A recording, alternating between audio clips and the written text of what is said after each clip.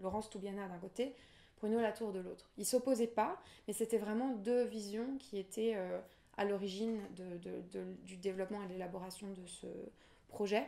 D'un côté, expérimenter grâce à des outils à la fois factices, mais en fait essayer de les jouer comme si c'était la vérité, pour essayer de voir si on peut transformer le forum tel qu'il se déroule.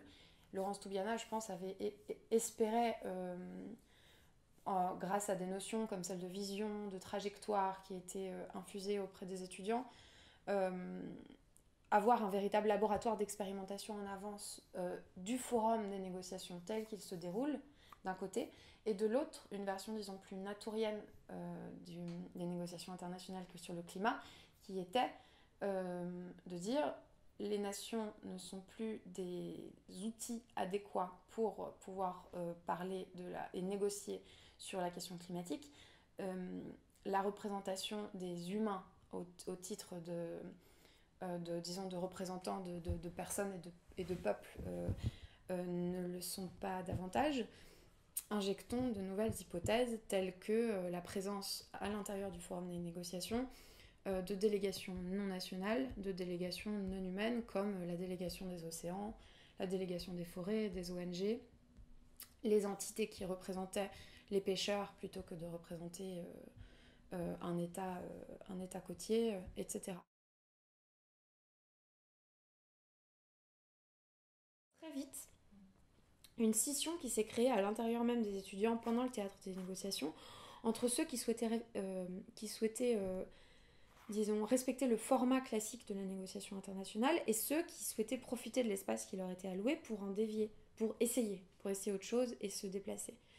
Très vite, à cause, disons, du texte et du formalisme presque imposé à tout processus de négociation entre autant de, de nations et de non-nations différentes, du coup, euh, les étudiants se sont retrouvés bloqués avec un format qui convenait pas du tout à l'expérimentation.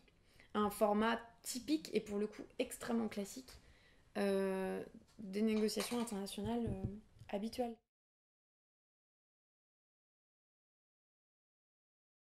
Les textes internationaux comme ça sont souvent des textes très obscurs qu'on comprend que quand on est dedans. C'est un peu comme un exercice complètement geek, hyper stimulant, totalement prenant, qu'on ne comprend que quand on a le pied dedans et qui rend aussi tout le processus de négociation extrêmement hermétique contre l'entrée du public et qui rend aussi ces débats si difficiles à suivre.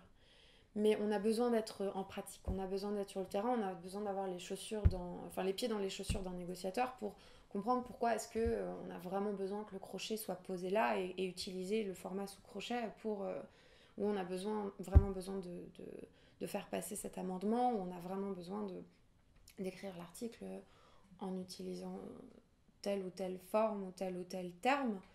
Il n'y a que le négociateur qui est capable d'expliquer à quel point ce genre de choses sont importants pour les intérêts qu'il défend et la raison pour laquelle la forme même dans laquelle il le produit a des conséquences si fortes sur ce qui va sortir du texte.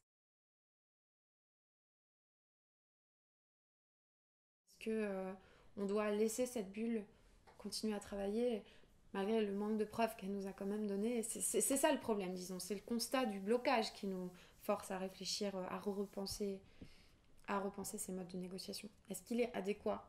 Est-ce que c'est comme ça qu'on négocie avec, avec 190 États en même temps? Est-ce qu'on est censé négocier, mettre autant de nations dans la même pièce